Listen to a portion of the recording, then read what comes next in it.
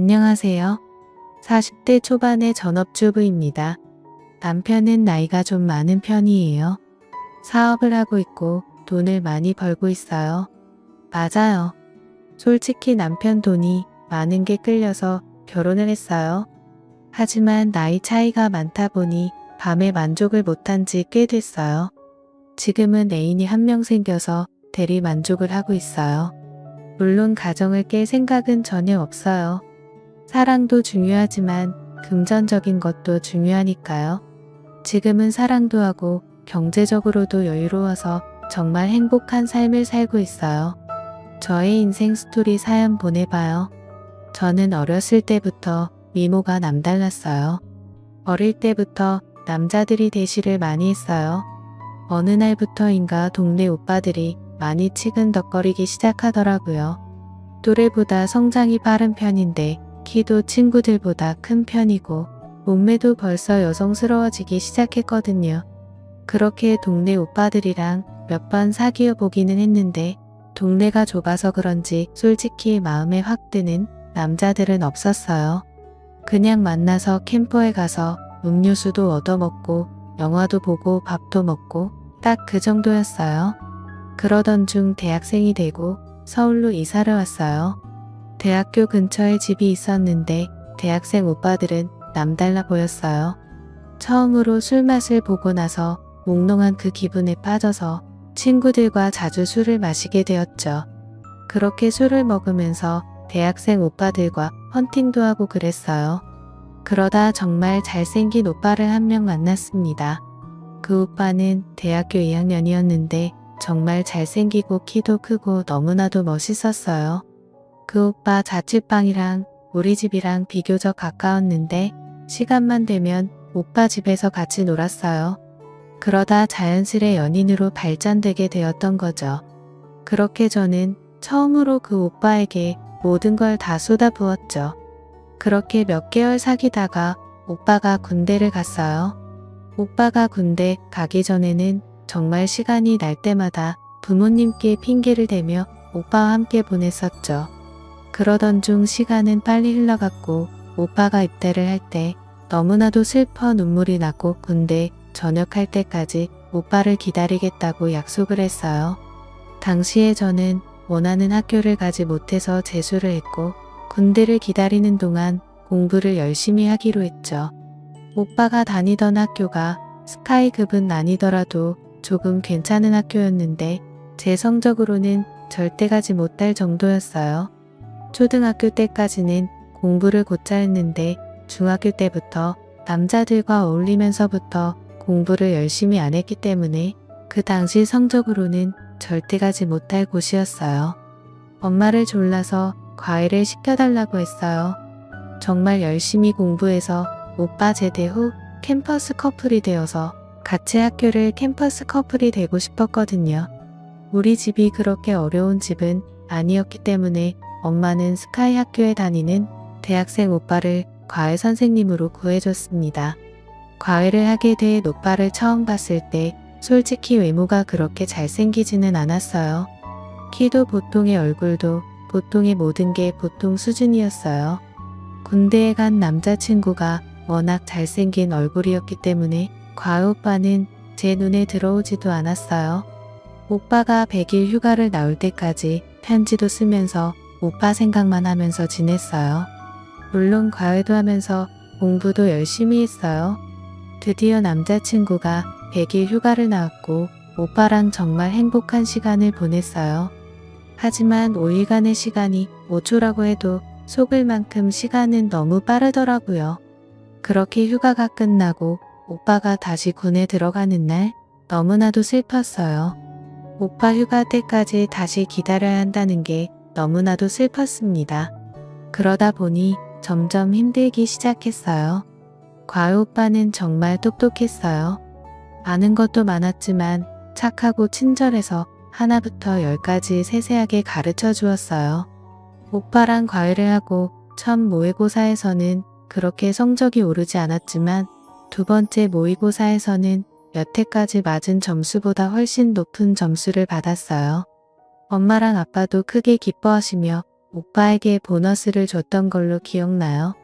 제 점수가 오를수록 공부가 재미있어 적고 똑똑한 과외 오빠가 너무나도 멋있어 보였어요. 뇌생남이라고 그렇잖아요. 어느 순간부터 과외 오빠가 남자로 보이기 시작했어요. 아무리 잘생겼더라도 군대에 있어서 못 만나는 남자친구보다는 외모는 보통이지만 똑똑하고 지적인 과외 오빠에게 끌렸어요. 게다가 남자친구의 100일 휴가 때 5일 내내 같이 붙어 있다 보니 오히려 남자품이 더 그리워지기 시작했어요. 게다가 과외 오빠도 저를 싫어하지는 않는 것 같기도 했어요. 과외 오빠가 점점 좋아졌고 그래서 부모님이 늦게 들어온다고 한 과외날에 제가 과외 오빠를 유혹했습니다. 과외 오빠는 당황했지만 저를 거부하지는 않았어요. 과외 오빠는 생긴 건 순진하게 생겼는데 외모와 달리 정말 깜짝 놀랐습니다. 군대에 있는 제 남자친구와는 비교가 안 됐어요. 한번 그런 시간을 보내고 나니 과외 오빠와는 마치 연인처럼 지내게 되었습니다. 물론 과외 공부는 철저히 있고 주말에 오빠 자취방에 가서 같이 시간을 보내거나 과외 날 부모님이 늦게 온다고 한 날은 과외가 끝나고 오빠와 함께 시간을 보냈었죠. 결국 저는 더 이상 속이는 건 아니다 생각을 했고 군대에 있던 남자친구에게 편지로 이별을 통보했고 과외 오빠랑 사귀기 시작했습니다. 오빠는 열심히 공부해서 자기네 학교에 오거나 아니면 최소한 어느 정도 이름 있는 서울에 있는 대학교를 가서 자기랑 오랫동안 연애를 하자고 했어요. 사실 공부를 아무리 해도 오빠가 다니는 학교에는 갈 수 없을 것 같고인 서울만이라도 하고자 진짜 열심히 공부를 했어요. 마지막 모의고사에서는 그래도 인서울 할 수 있을 만큼 성적이 나왔어요. 오빠는 자신의 일처럼 기뻐해 주더라고요.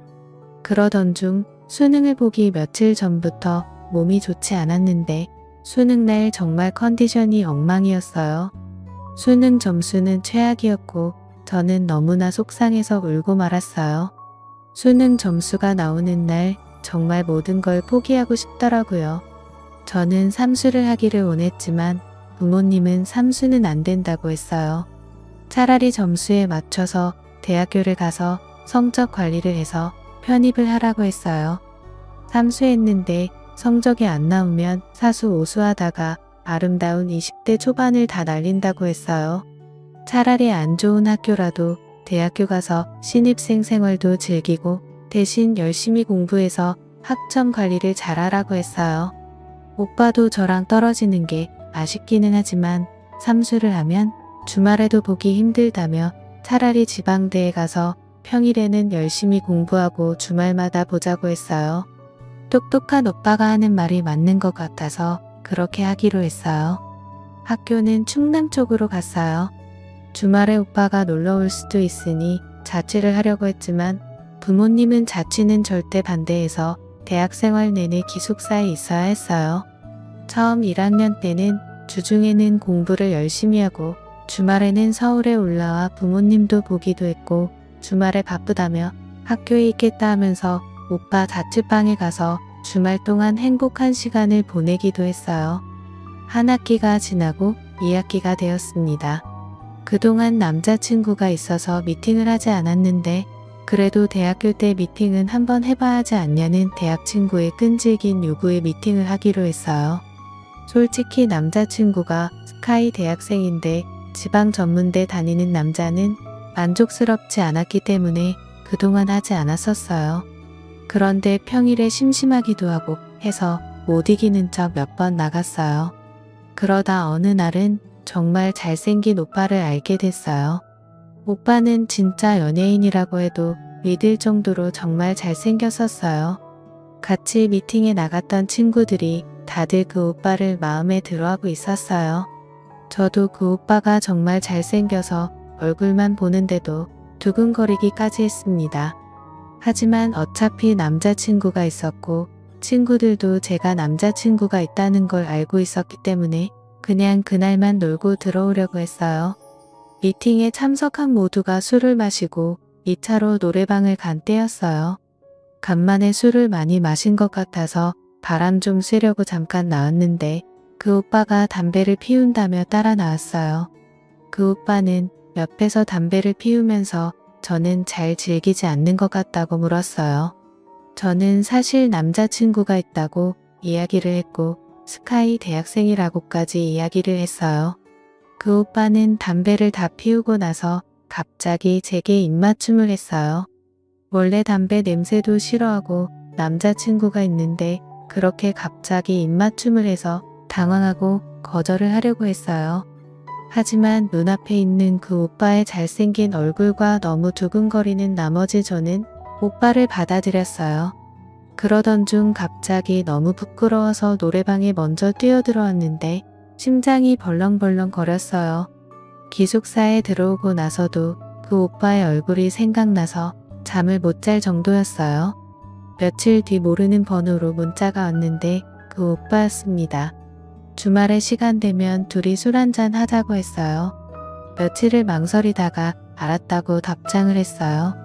원래 그 주말은 사귀던 오빠 생일이라 만나기로 했었는데 이번에 잘생긴 오빠의 약속을 거절하면 다시는 못 만날 것 같았어요. 사귀던 오빠에게는 만나기 전날에 전화해서 몸살이 나서 주말에 기숙사에서 쉬어야 하겠다고 거짓말을 했습니다. 오빠는 오히려 저를 걱정했고 그래서 너무나도 미안했지만 사실 잘생긴 오빠를 만날 수 있다는 생각에 너무나도 좋았어요.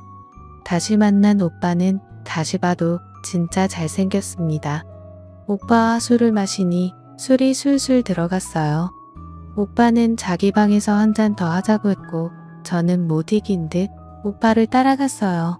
가서 맥주 몇 모금 더 마시다가 자연스레 선을 넘어버리고 말았습니다. 오빠는 정말 지금까지 만난 남자들보다 대단했고 저는 그 오빠에게 빠져들고 말았죠. 그날 이후로 오빠의 매력에 푹 빠져버렸어요. 오빠 자취방이 학교에서 멀지 않았기 때문에 둘이 시간이 맞을 때마다 오빠 집에 가서 함께 시간을 보냈고 수업이 다 끝난 저녁에는 오빠 집에서 있다가 기숙사 문 닫을 시간에 맞춰서 기숙사에 돌아왔어요. 평일에도 오빠 집에서 밤새이고 싶었지만 평일 날의 외박은 집에 전화가 갔기 때문에 어쩔 수 없었습니다. 저는 주말만 기다렸다가 주말마다 오빠 집에서 행복한 시간들을 보냈어요. 서울에서 사귀던 오빠와는 자연스레 멀어지게 되었고 저는 졸업할 때까지 오빠에게 빠져서 거의 동거를 하다시피 매일매일을 보냈습니다. 그래도 공부는 열심히 하고 학점 관리는 잘했어요. 1년 후 오빠와 함께 졸업을 같이 했고 저는 편입 공부를 시작했어요. 다행히 편입은 괜찮은 학교에 있고 오빠랑도 계속 행복한 시간을 보냈어요. 좋은 대학교에 다니다 보니 똑똑하고 잘생기고 부유한 사람들이 많았고 오빠랑 얘기하다가 자연스레 그런 이야기를 자주 했나 봐요. 처음에는 별 문제 없었는데 오빠는 자격지심이 있었나 봐요. 어느 날 오빠는 자신이 부족하다며 이별을 통보했습니다. 저는 잘못했다고 무릎까지 꿇었는데 저도 모르게 오빠의 자존심을 건드렸었나 봐요. 오빠는 뒤도 돌아보지 않고 저를 떠났어요. 한동안 저는 폐인 생활을 하다가 정신을 차렸고 열심히 공부만 했어요. 다행히 좋은 곳에 취직을 했어요. 중간중간에 몇 명의 남자를 더 만났는데 그냥 그래서 사실 기억이 그렇게 나지도 않아요. 그러다 결혼할 나이가 되어서 결혼정보업체에 가입을 했고 거기서 남편을 만났습니다. 남편이 나이가 많은 게 조금 걸리기는 했는데 나이 말고 다른 것은 다 좋았어요. 남편은 잘생기진 않았고 키도 크지 않았지만 나이보다는 어려 보였어요. 게다가 원래도 집이 부유한 편이었고 작게 사업을 하는데 버는 돈도 적지 않았어요.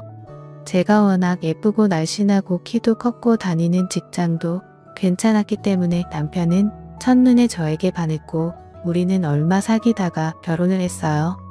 남편에게 처음 함께 보낸 날은 솔직히 마음에 들지는 않았어요. 하지만 결혼은 사랑보다는 현실이라는 이야기를 많이 들었고 남편의 경제력은 미흡한 밤을 충분히 커버할 것 같다고 생각했어요. 결혼 준비도 순탄했고 결혼 생활도 순탄했고 아이들도 잘 낳았고 행복한 가정 생활을 했어요. 남편이 결혼 전에도 만족스럽지는 않았는데 남편 나이가 들수록 정말 급격하게 불만족스러웠어요. 남편과의 만족도는 좀 포기하고 대신 돈 쓰는 재미로 하루하루를 보냈어요. 하지만 어떤 날에는 정말 너무나도 외롭고 서러운 날도 있었습니다. 원래 저는 마트에서 실물을 보면서 장을 보거나 백화점에서 실물을 보고 사는 걸 좋아했어요. 하지만 코로나가 터지면서 온라인으로 장을 보고 물건을 사는 횟수가 많아졌어요. 보통 문 앞에 택배를 놓고 가는데 그날은 외출을 했다가 택배를 놓고 가는 택배 기사와 마주쳤었어요. 코로나라 서로 마스크를 끼고 있어서 몰랐는데 택배 기사의 눈과 가슴에 있는 명찰을 보는 순간 놀라고 말았어요. 그렇게 잘생기고 저를 만족시켜줬었던 바로 그 오빠였어요. 제 이름은 흔해서 오빠는 눈치채지 못했는데 오빠 이름은 흔하지 않아서 알아볼 수 있었어요. 오빠는 저를 몰라보고 눈인사를 하고 엘리베이터에 올랐고 저는 닫히는 문을 잡고 오빠를 불렀어요. 마스크를 내리자 오빠도 곧 저를 알아봤고 조금 당황스러운 얼굴이었어요. 오빠에게 잠깐 시간이 되면 차 한잔하고 가라고 했고 오빠는 망설였지만 물 한 잔 달라고 저희 집에 따라 들어왔습니다. 오빠는 잘 살고 있는 저를 보면서 행복하겠다고 했고 저는 그냥 무한한 미소를 보냈어요. 서로의 근황을 이야기했고 오빠가 가기 전에 오빠에게 이야기를 했어요. 일하느라 힘들 테니 저희 집에 물건을 갖다 줄 때는 음료라도 한잔하면서 쉬고 가라고 했습니다. 오빠도 그렇게 하겠다고 했어요. 며칠 후 오빠에게서 택배를 갖다 준다는 문자를 받았어요. 오면 음료 한잔하고 가라고 벨을 누르라고 했어요. 오빠는 벨을 눌렀고 10여 분 집에 있다가 갔어요. 그렇게 몇 번 우리 집에 들였는데 오빠를 보면 볼수록 예전에 행복했던 날들이 기억이 났어요. 그래서 결국 하루는 오빠가 오는 시간에 맞춰서 좀 꾸미고 오빠를 기다렸습니다. 그리고 오빠에게 직접적으로 말을 했어요. 오빠와 예전처럼 지내고 싶다고 했어요. 오빠는 잠깐 망설였지만 이내 저를 받아들였고 우리는 10여 년 만에 다시 만나기 시작했습니다. 그날로부터 지금 우리는 이렇게 2년 이상을 만나고 있어요. 오빠를 만나고 나서 저는 삶의 활력소를 찾은 것 같아요. 세상에 자신과 궁합이 정말 잘 맞는 사람들이 있나 봐요. 저는 전생의 오빠와 부부였는지 너무나도 잘 맞았어요. 남편에게는 미안하지만 제 마음을 속이고 사는 게 더 잘못했다고 생각하며 스스로를 다독이고 있습니다. 지금 남편과 이혼하고 이 오빠를 편하게 만나고는 싶은데 솔직히 이 모든 재산을 포기하는 게 쉽지는 않네요. 제가 어떻게 하는 게 좋을까요? 솔직히 사랑이냐 돈이냐 잘 모르겠습니다. 현명한 조언 부탁드려요. 감사합니다.